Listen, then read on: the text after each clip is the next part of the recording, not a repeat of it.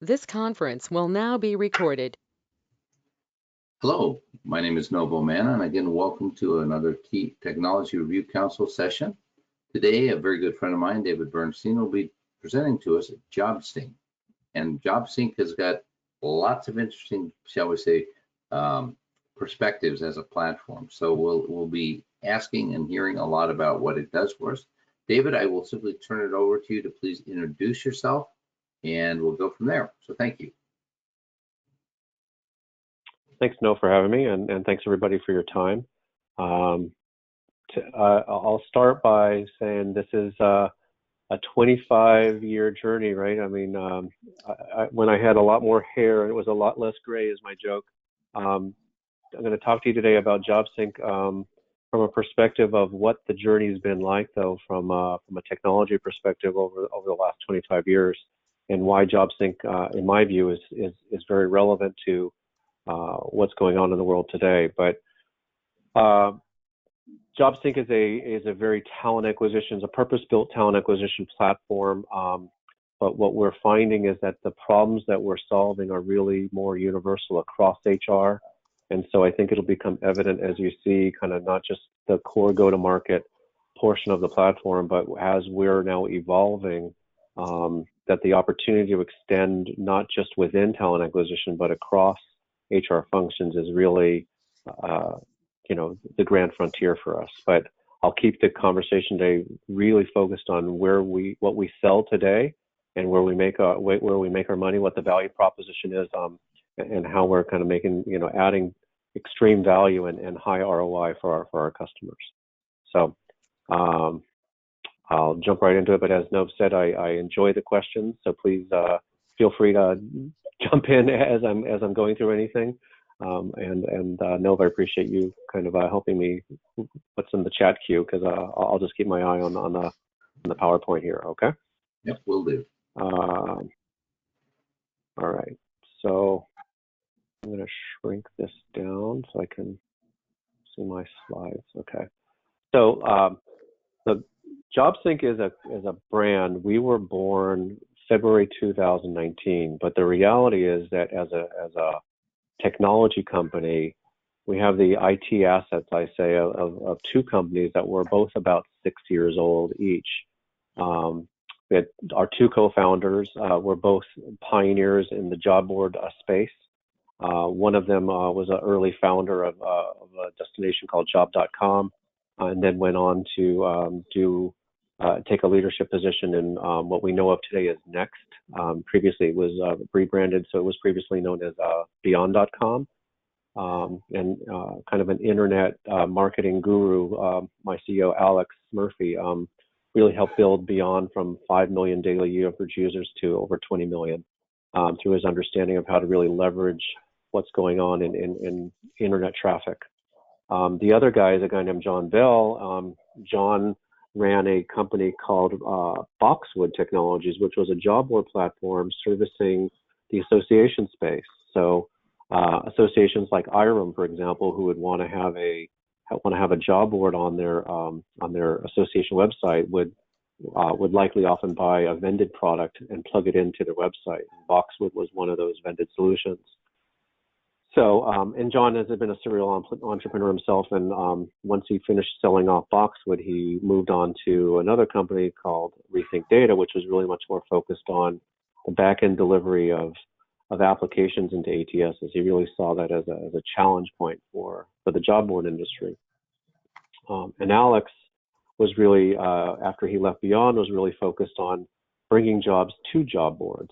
And what happened was these two guys came together, and it was kind of like this classic Reese's peanut butter kind of commercial, where you got chocolate, my peanut butter. No, you got peanut butter, my chocolate. The two of them realized that the two of those, their two beliefs, their two views of the world really were much more valuable, and they were super complementary. And what they did was they created this joint venture back in February 2019, which was they called JobSync, which is really the holistic delivery of getting jobs out of ATSs and into job sites, with a corresponding capability of bringing the application data back into the ATSs. And it was really that from there that this kind of full solution was born, and a a better understanding that the employers are really the ones who understand the pain point of recruitment marketing. They're the ones who are spending millions of dollars every year in aggregate across the world, all right, trying to drive candidate flow into their process. And the process is pretty inefficient. It's a lot of leakage. It's got lots of opportunity to make it better. I shy away from using the word it's broken, because as we all know, hiring still happens every day. And if it were broken, we would say there'd be no hiring, but it doesn't work as well as it could. And so JobSync set off to kind of solve an initial problem relative to a very top of the funnel moment that is understood to lead to very poor results from your advertising spend. And that is really kind of what you're seeing here is we started as a very top of the funnel solution to really create what we like to call an Amazonification style, e-commerce style apply process. We all are familiar with how in e-commerce, when you buy something, you go to a marketplace, you buy it, and you're done, right? They don't transfer you off the website and take you to another website where you have to create an account and re-enter your credit card. It's well understood in that world that if you put those barriers in the sales cycle, that you're going to have a detrimental impact on the amount of revenue you can collect, right? Getting people to the cash register by removing friction is understood, right? The more friction you can remove, the simpler you can make the process, the greater your sales are likely to be. And that's really the analogy that I'd like to kind of have you start with, is understanding that how do we in talent acquisition create the ability to do the buying experience on the marketplaces where candidates are now interacting with your promoted opportunities, right? The thing that they want to buy is your job, and the currency of the transaction is their data and their resume. And how do we make it simple for them to be able to express that interest, to make that purchase, but to do so in a way that also adheres to the data capture requirements for making that purchase, aka your job applications. So that's really what we're doing, and that's what I'm excited to kind of show you today, is how do we kind of create through very tight integrations between ATSs and job sites and social media, but how do we connect employers who are behind a firewall to the internet and be able to kind of make that seamless data exchange. So that's really the core here, and that's what I appreciate your time. I'm going to kind of walk you through, and then we'll talk about how has JobSync then evolved since this original go-to-market product has been brought forward. Interesting things to kind of consider, right? So I often share, so those of you that know me, you'll remember that I started my HR career at PeopleSoft. I was a recruiter back in the day, and then I started to move in recruiting operations. And one of the things that I was responsible for was managing our resume processing center. Right, my tech stack back in 1995, right, was a fax machine, the Sunday newspaper, an OCR scanner, and my PeopleSoft solution, right? And together with those, we were able to kind of process, hundreds of resumes a week, hundreds, not thousands, right? But be able to kind of move those into a system and digitally route those around and get thank you notes out to candidates and kind of early stage candidate experience kind of thoughts. But that was the mode. And then we saw the internet kind of come online, right? Email and internet, you had this kind of world where candidates could now apply for jobs, not by submitting a resume or a paper application. They could actually now do something online.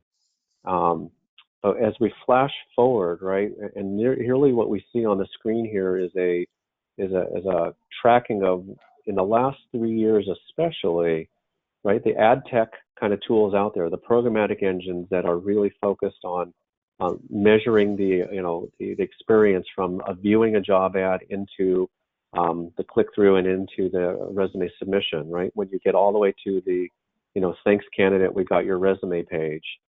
What the data says, right? If we look at Appcast as an example, one of those programmatic vendors, they've studied hundreds of millions of interactions over the last 3 years, and they're saying that out of every 100 people that want to apply, the typical conversion rate is 5% on a blended average, desktop and mobile. It's just, I shake my head, and every time I know the stat, and I'm flabbergasted every time. It's a 19 out of every 20 people who want to apply don't finish the application process in today's world, right? We have a moment where you have a very clunky process where candidates, right, more and more of the interactions to the internet are now being done with our mobile devices, and now we're expecting candidates to kind of go through a process flow, right? If any of you recently had to do it, or maybe you know someone, I know I have an older daughter in my family right now who's applying for jobs, and she regularly laments how challenging it is to kind of go through this 15, 20-minute process and trying to do it with her phone, right? It's near impossible what we put candidates through. And it's no surprise then that the conversion rate is so low. So what we have seen is a swing back to the way it used to be in the old days. When the job boards were first born, the only way to apply was at the job site. And as a recruiter, you were super happy when you could get 100 resumes in a day via individual. You got 100 emails with you opened up 100 emails, you had to open up 100 attachments, and you had to read through all those resumes, right? But that was novel. It was kind of a step up from having to get a bunch of paper, right? But those days are gone. And what's happened now, right? We then saw a shift to ATSs and needing to apply online and EEO tracking and all these other things. But what happened was, obviously, with the third intersection there, right, being the mobile world, trying to do all of that online with your mobile device just became horrendous. And therein lies the biggest challenge, right? Asking candidates to hop through many sites and create accounts and register, create accounts, and re-enter information that they've already done is the primary issue that leads to this substantial drop-off. So what we said at JobSync, right? I'm giving you all this background, but the key pain point we're solving for is if employers are spending millions of dollars and getting very little throughput for it, what could we do that could make a material impact on that conversion rate? And the reality is we take a lesson from the e-commerce playbook. How do we give that candidate experience that's very much like the buying experience? How do you give them a native purchasing experience at the marketplace? And that's really what JobSync has then set out to solve.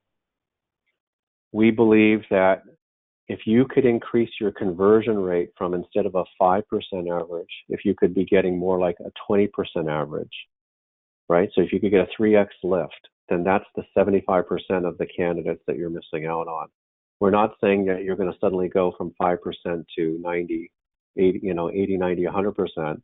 That's unrealistic. But by simply trying to get employers a 2 to 3x lift, it has material impact on their business outcomes. And as we all know, candidates are like customers. They vote with their feet. If the process gets too hard and they maybe they'll come back later, but they abandon the process, very much like an abandoned shopping cart metaphor in the e-commerce world. What we've also seen in the subsequent years, right, is that there's a shift towards more and more advertising being done, not just in the world in the whole, but also in talent acquisition, is a shift to using programmatic advertising. And that concept is becoming better understood, how you make smart buying decisions on where to place your ads and at what bid rates that will increase your likelihood of getting candidate attention. But those models are based on clicks. At every job board, even if they charge you on a cost per apply model, they've still done the math on their side where they're saying they know there's a typical certain number of clicks it takes to get to a certain number of applies, and that's what they're charging you for. So in effect, every time a candidate clicks on a job ad, the employer is being charged, and that's eating into their budget. And the idea then behind JobSync is, what if you could have a more efficient moment where you had more clicks actually converting into applicants, right? What you can see here is that if you it doesn't take much. If you simply double the conversion rate from 5 to 10%, you have a material impact on the cost per apply. And if you can either then apply that on a cost savings kind of approach, or as I show on this slide, more of a decreased waste kind of model, where if you kept your budget flat, but if you get if you can double your conversion rate and you keep your budget flat, then it frees up a lot more money than to do more with that advertising dollar. The typical metric is return on ad spend. But how do we, you get this world where you can now increase your bid rates, so you even more effectively can get candidates into your job ads, and or sponsor more jobs than you were previously by simply being more efficient with the bid rates. I mean, the conversion rates on the jobs that you are advertising. So David, this is no again. Yeah. Very quick question. You've got a question out here, which I think is a very good one that Mike has posed, and that's, how are the conversion rates looking now during the COVID? So I'm going to put a little framework around that I may have been applying for jobs when I was off of work, coming, at home on the weekends, whatever the case is. But we're kind of now in front of our desktop all day long at home for the most part. So are you seeing any differences and so on during this period in 2020? I would imagine. It's interesting though. Yeah, sorry. Yeah, please go. No. You're right. March, April, May, people were home in lockdown, right? With nothing to do, right? Everybody at home on social media, right? It was the newness of it all, right? A ton of job applications, right? Uncertain about their jobs. But as we've started to kind of move into, and I hate the phrase, right? But everybody talks about the new normal. But as we've started now to become acclimated to this is now a way of life, whatever you want to call it, but this is now how we live, all right? And some job, right? The unevenness of the recovery here is that there are parts of our economy that are still in high demand for talent. And guess what? People are still hard to find, right? And it's not just about skilled workers, right? I mean, and think about the shifts in the labor needs, right? As we had a normal seasonal hiring need for Christmas, right? But now everything has moved online. The demand for warehouse workers is up by 475%, right? So if you need that talent, and there's only so many people in the world that are able, willing, whatever, interested in doing that kind of job, you still have this demand for talent kind of problem, where you need to be the prettiest girl in the room and attract the most people to come into your funnel, right? Yeah. How do you?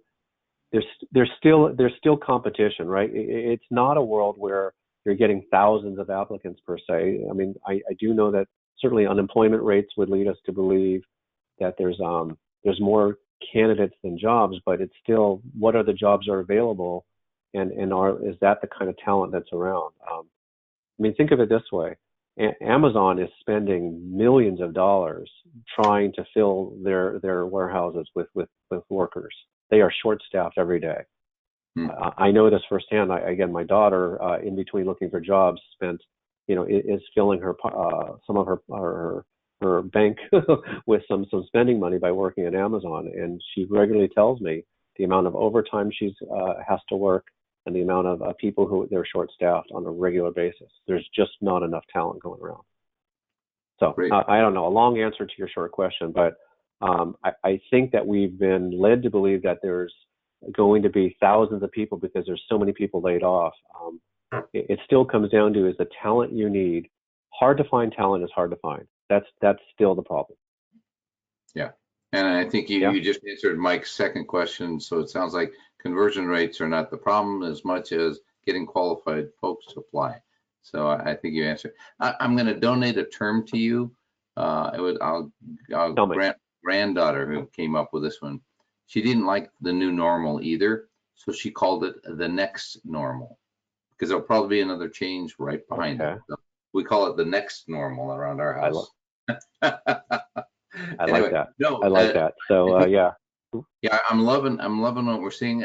Any other comments just for a moment here while we pause David's presentation from the audience about this idea of wasted time and wasted money? And we keep hearing this idea continuing about the fact that, you know, quite literally, we're spending millions and millions. The new term is now I guess it's called recruiting marketing or something, recruit marketing.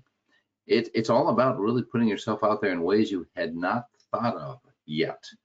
and lots of places. It sounds like JobSync helps us solve where to best put our needs, if you will. And so any thoughts, any other questions out there? If not, I'll let David go back in. No, we're good. Let's go for it. Okay. So one place, no, just to kind of camp on what you're saying, and I like the next normal, by the way, so hopefully it's royalty free, but the one place where ROI comes in is relative to this ability to be more efficient with your ad spend.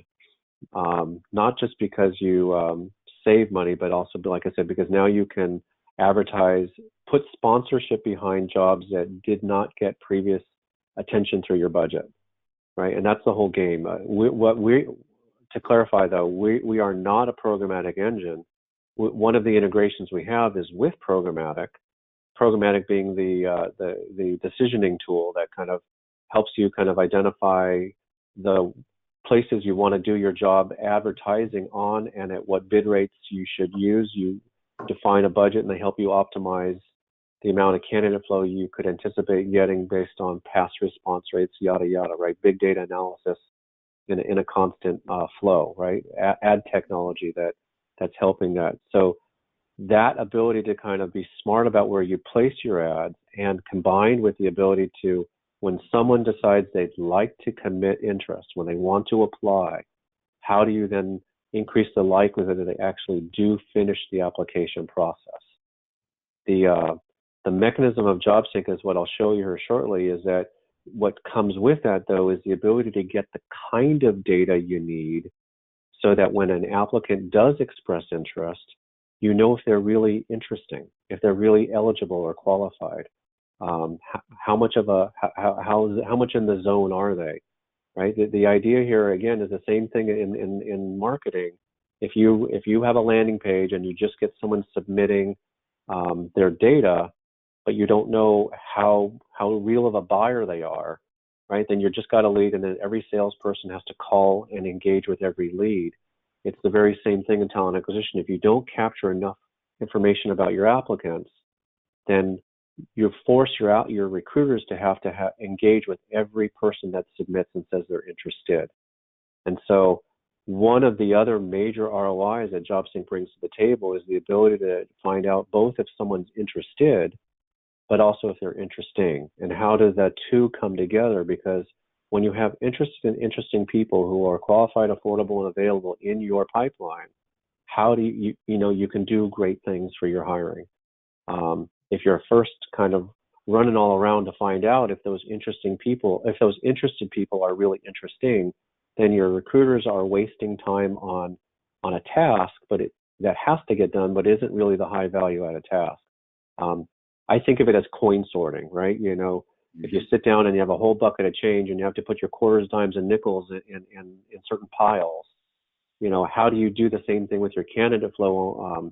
You want to make sure you've got your dimes in the right pile. You might want to look for a dime that's, you know, from 1952 from the San Francisco Mint. Well, that's a subsequent level of sorting within, but you need to get people enough understanding on their inbound to know which pile they belong in. Are they really interesting, or are they just an interested party who would like you to consider them, but they may not really fit the bill? So again, recruiter time savings, recruiter experience is another major metric we address. I'll show you a little bit more about that. What we have essentially done at JobSync is we flipped the paradigm. As you see here on the center screen, we bring the application to the applicant.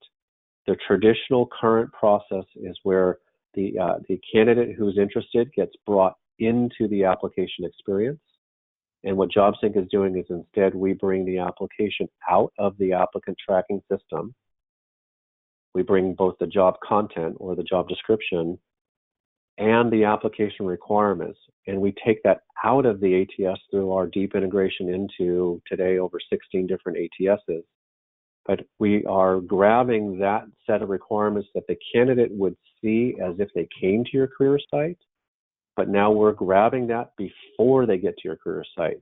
And we bundle that and publish the combo of your job ad plus your application requirements into the job site. And what that does is it teaches the job site, we provide the instruction set that enables the job site to render the customer's application inside of their UI to the candidate.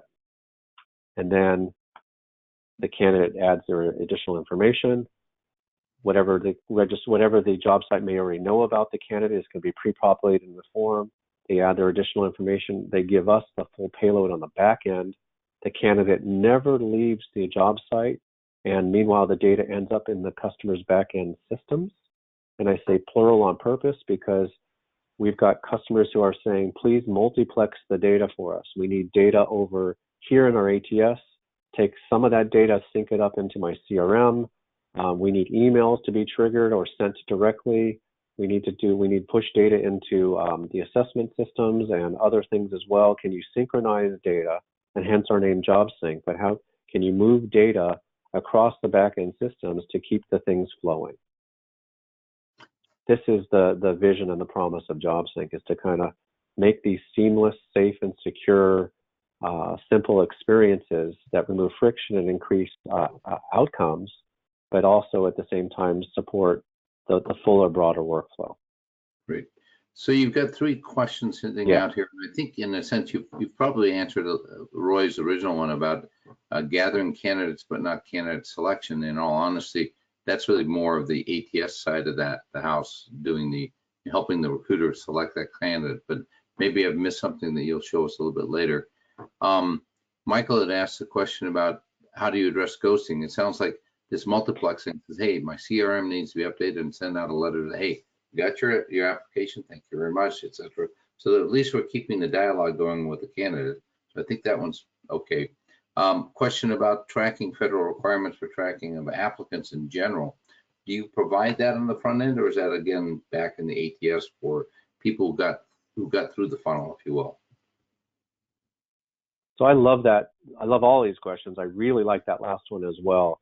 Here's the conundrum. I've been making a lot of kind of analogy, kind of comparisons in this. We tend today to think that we need to capture everything at the beginning of our first conversation with the candidate. The reality is that I suspect over the next 12 to 24 months, like everything is being revisited, we're going to really see some rethinking on how do we bifurcate or even more get to the data we need at the beginning and then get follow-on data and sequence the process. Trying to do everything all up front, we can do it. Absolutely. JobSync can support transmitting and portraying a customer's full apply, including their EEO data at Indeed, and have the candidate go into a 20-minute apply process. We can absolutely support that. The real question is that what you need to do? Do you want to do that? A long form is a long form, right? Fatigue is fatigue. So I can't fix, a conversion rate that's due to your process being too long and therefore people quitting out. But what we get from, what we will always capture is any partial amount of data, very analogous to the abandoned shopping cart. Someone started the process and you have some amount of their data. Now, what can you do to bring them back into the process and get them to complete? So those nudgings, those reminders, can you come back in and do that, are part of what we can do in the system. Great. But a long answer to your short question, EEO data is supported. I think it's a really good one. And Roscoe's asked a question about, do you facilitate postings on federal and state job boards?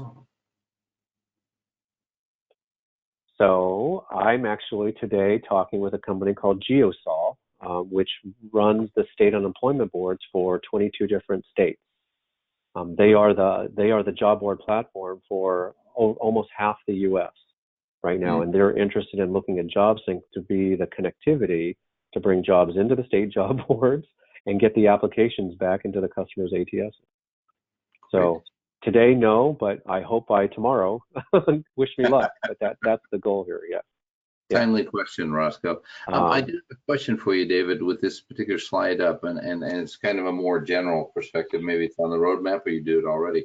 So I'm a candidate, and let's say I've got this HR technology background, and I know that IRM has a website, and SHRM has a website, and maybe even the SHRM chapters have websites, and maybe Indeed's a good place. Am I a client of JobSite by simply putting my information in one place, and then I can go to another job site, and because they're also a partner of JobSync, I don't have to do anything in a sense. I apply, there it is. It's all done. In other words, my data resides within your JobSync system to be then meted out to job boards. Or am I doing this every time I go to a different job board?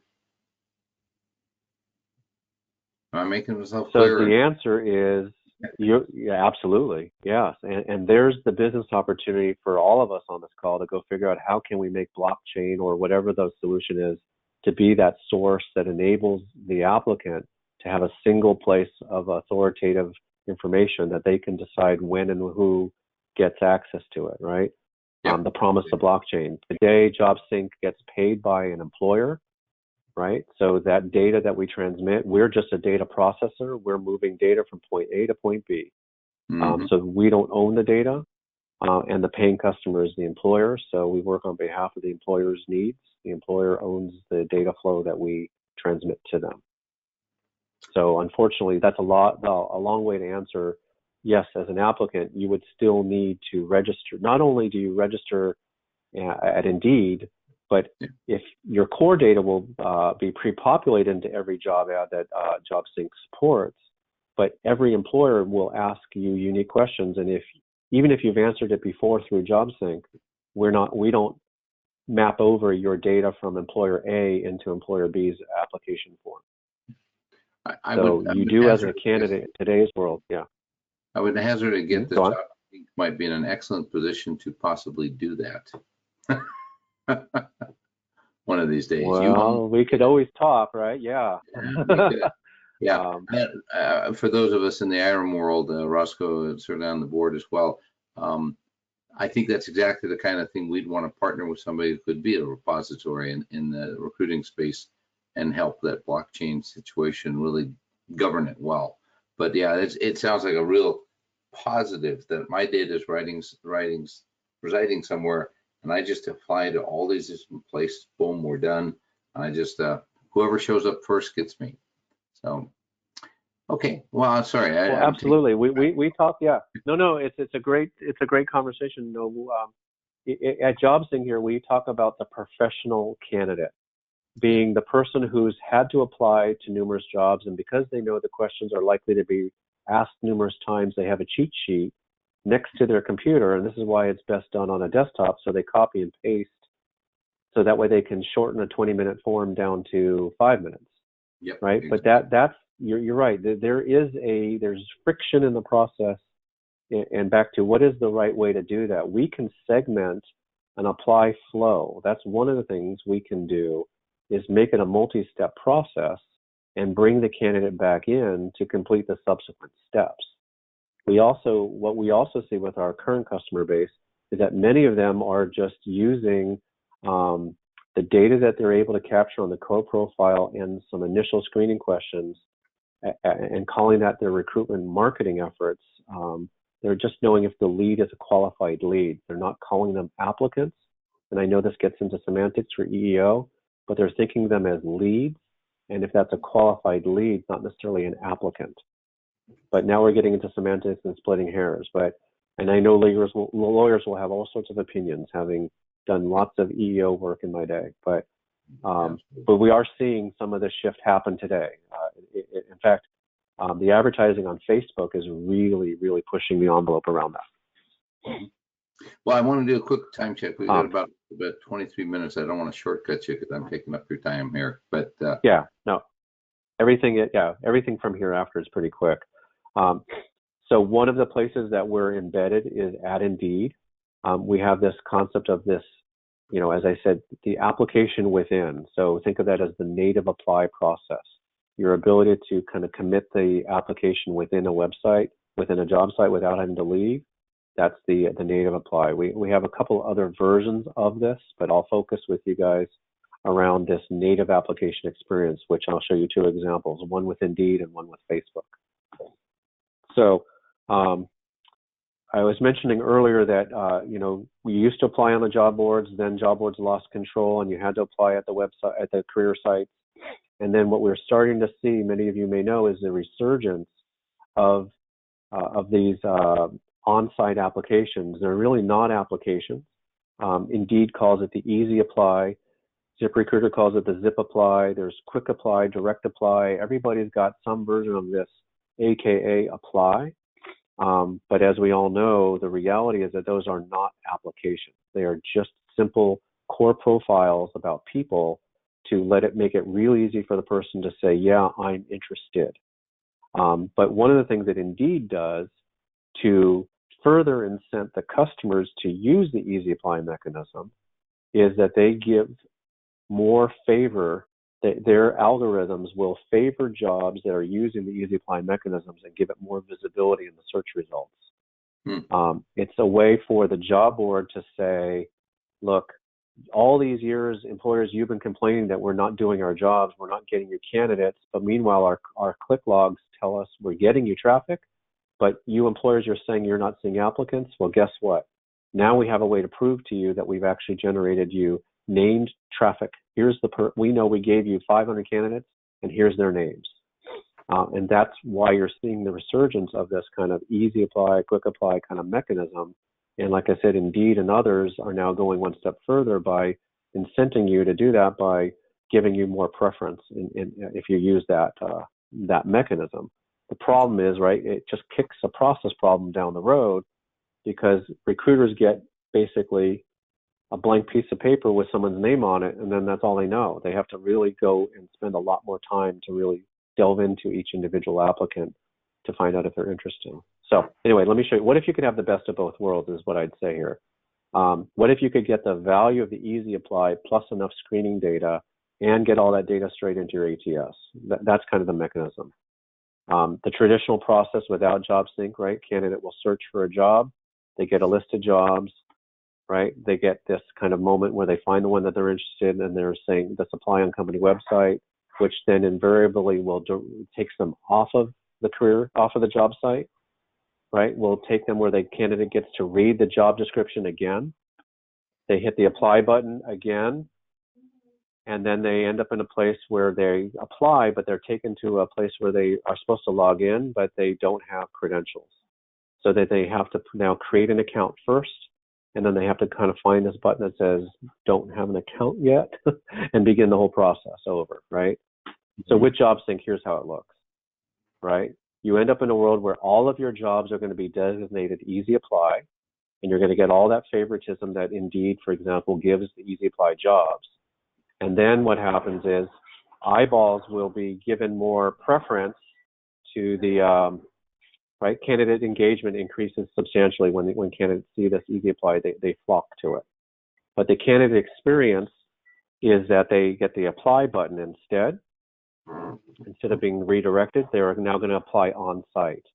And what happens is that click from the apply button invokes the easy apply mechanism from Indeed, right? Which if you're logged in, you're going to see you're pre-populated with this core amount of information. And if you're not logged in, this is what you add manually. But the idea is that most people are job searching on Indeed. They're going to have this pre-populated for them.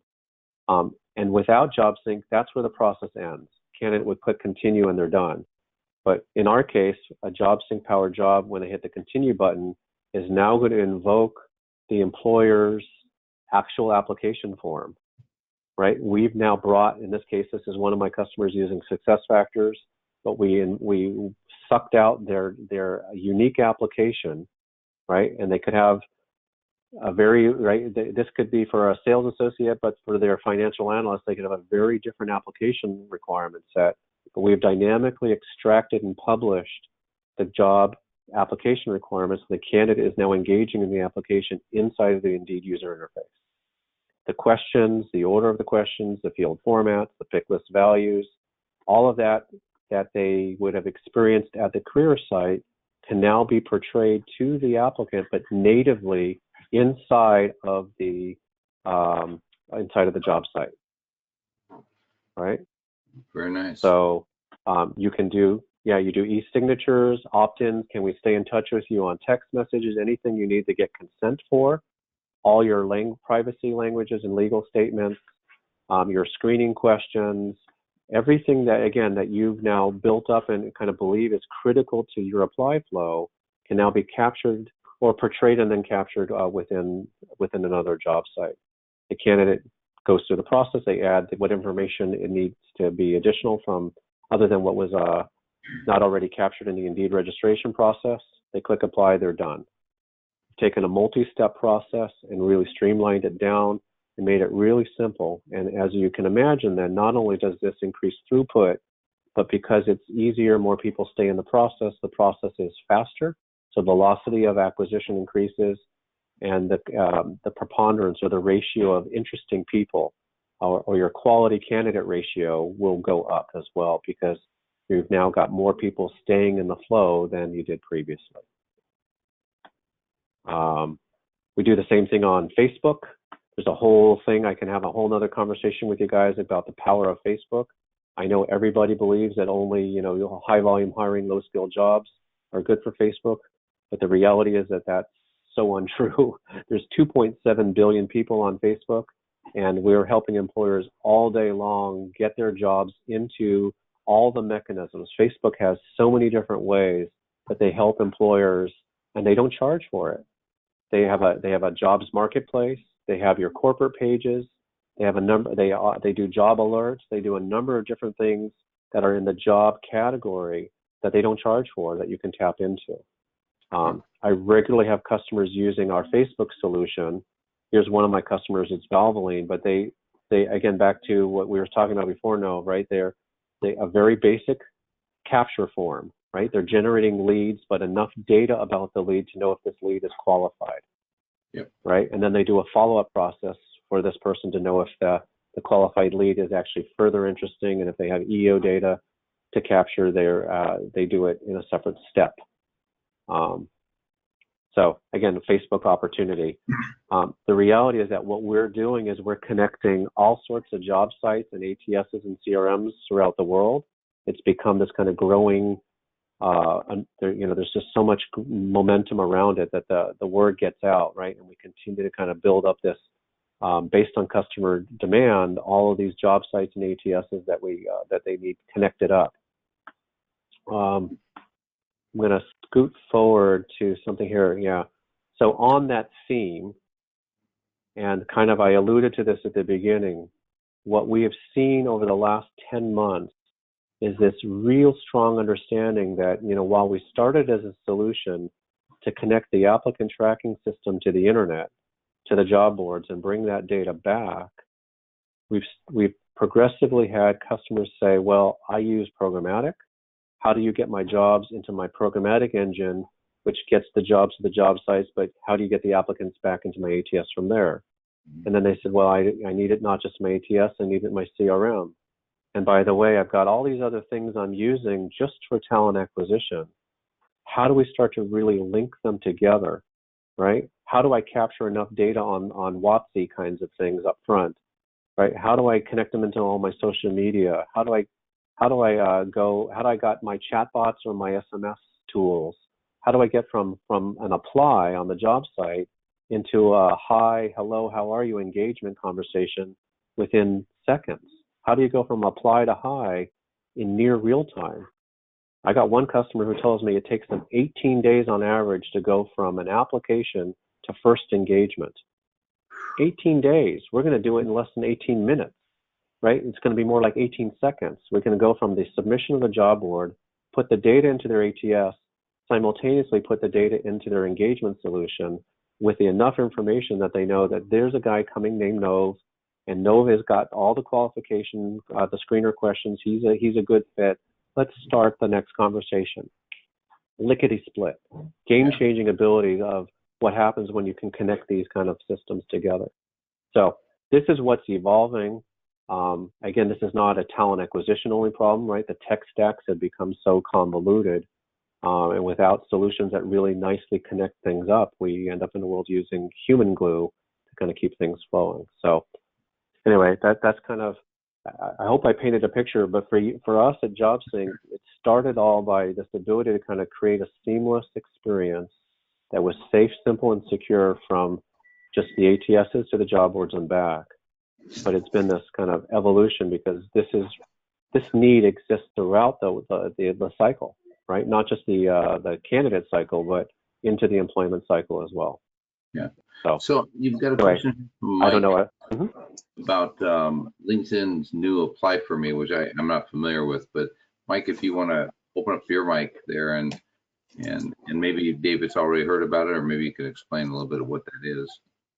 Yeah, it's LinkedIn. They have an Apply for Me feature now, where you can do a search on jobs within the on the LinkedIn platform, and you can read the description and just simply click on the Apply for Me button, and then the LinkedIn engine will go ahead and parse data from your profile into the company's applicant tracking system. It's pretty cool.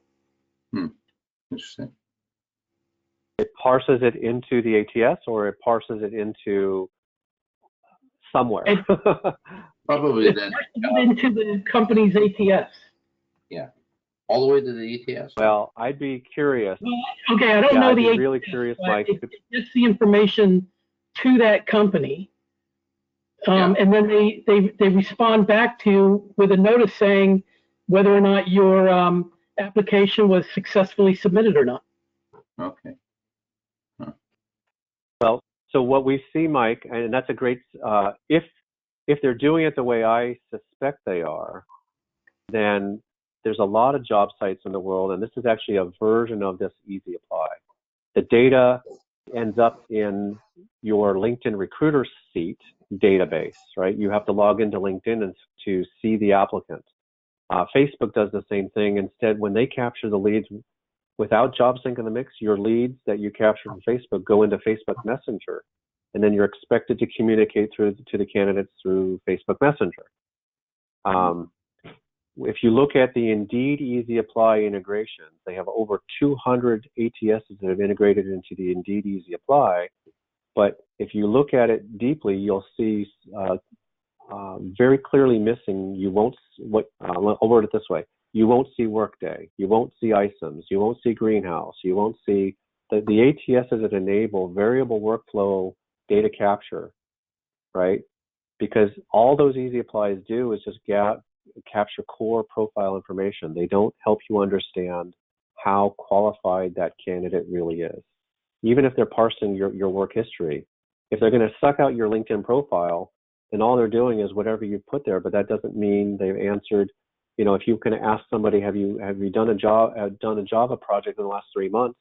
Whatever you might ask in the screening, that you can't get that out of a parsing out of a profile or resume. Anyway, I don't mean to downplay it. It certainly improves the candidate experience.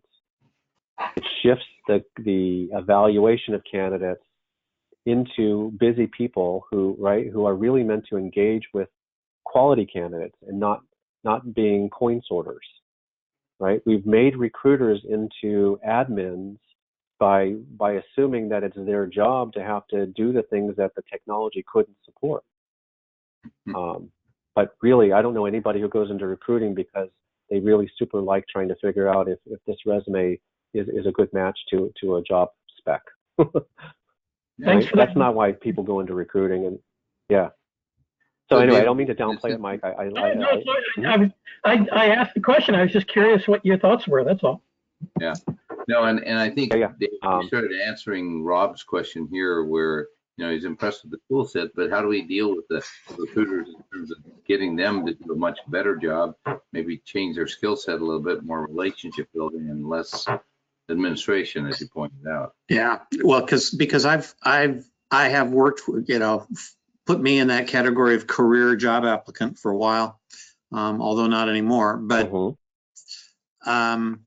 where I did get the fast response, it was a gatekeeper who wanted to see if I could speak English and string 3 or 4 words together into a sentence, not really to have a conversation and build engagement.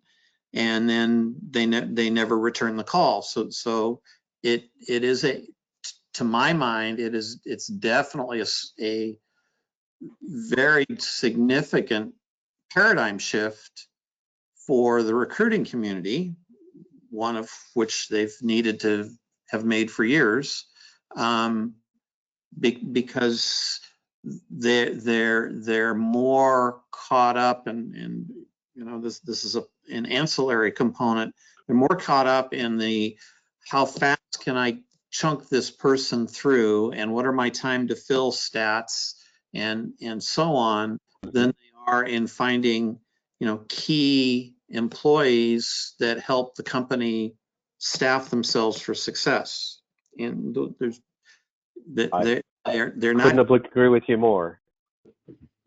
Yeah, absolutely. In fact, we have a guy on the call. Yeah, Roy Altman published an article I wrote where I was talking about the evolution of recruiters into being more talented advisors. Big time. But so we could go back to if we could go back and find a past issue of Workforce magazine there, the proper name, but anyway, the IRA magazine. But this is this need to get recruiters upskilled to be the business leaders, the business professionals we need them to be. Yeah, it's a long time coming, but as long as they're mired in admin work, it will, it's gonna.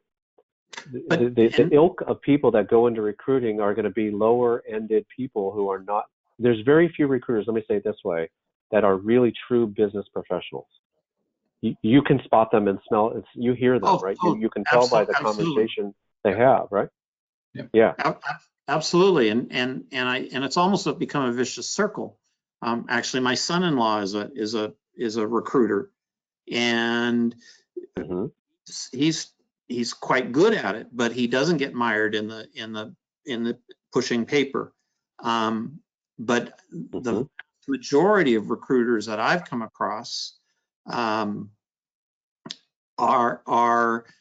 it is a vicious circle. They're good at pushing the paper. That's what they're held accountable to do.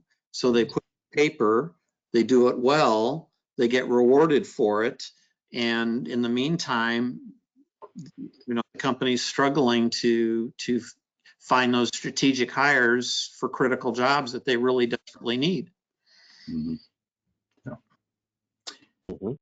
I'm with you. I have another very quick question for you. And then this is me again. So I'm looking at your slide, and in all honesty, I think this group would say the same thing.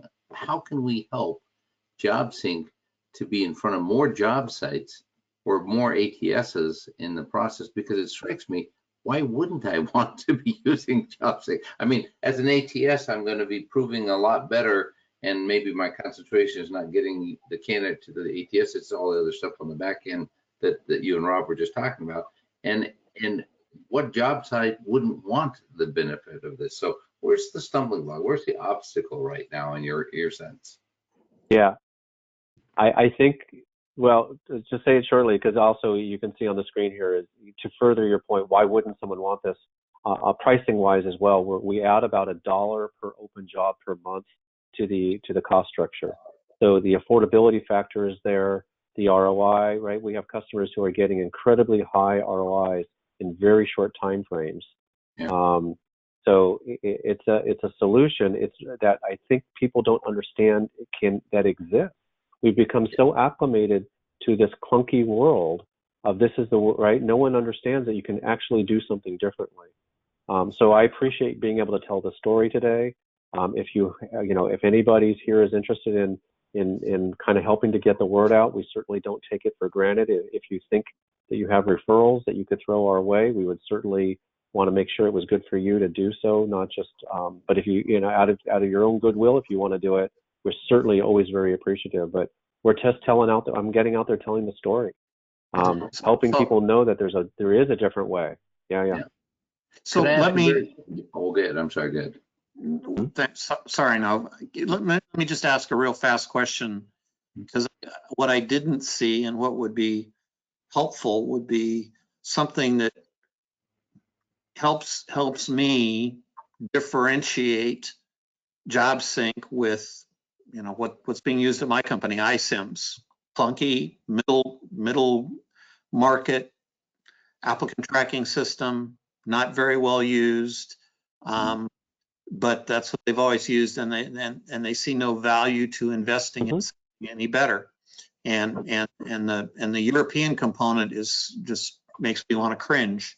We won't even go there. But what would really help would be having a good understanding of what's different and why it's better.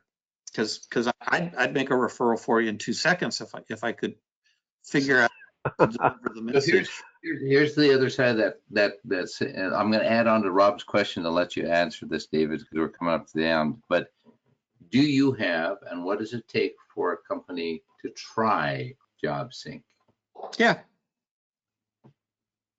we do test drives. It's a 1-month commitment. It's if I go back to my pricing slide, there's a one-time setup fee and a base rate. So for $1,198, we do one-time setup, one test drive on a regular basis. All of my customers are effectively month to month. We don't do kind of 12-month contracts and have to commit to, you know, huge amount of volume. So a test drive is essentially a 1-month customer who then decides to continue, right? My churn rate on that model is less than 10%. It's more like 4 or 5%. So yes, we do that. We also, you know, do more deeper dive. But everything I've talked to you today is on top of iSIMS, what iSIMS already delivers. We want to meld into whatever goodness you get out of iSIMS by having a tracking system and on that major investment. We're not looking to replace what iSIMS does. We're looking to augment it. Exactly. Roy has put the link to your article, David, out there if anybody wants to copy that over. Thank you, Roy. Appreciate that. Yeah. And I really appreciate everybody's time today. And Nov, thank you for the opportunity. Nov, I'm happy to provide the deck to you to help ship it around to the team, to the attendees, if that would be of interest. Absolutely, that'd be great. And like I say, I'll just send people to say, here's the link, because there were a couple of folks that were not able to attend, but I will send the link off to. So David, thank you very, very much. For those in the TRC audience, again, thank you as always for spending the time with us. Appreciate it. Everyone stay well. Talk to you all soon. Appreciate you taking the hour. Yeah, thank you, everybody. Cheers, everybody. Nice meeting you all. Thank you. Really worthwhile. Thanks a lot.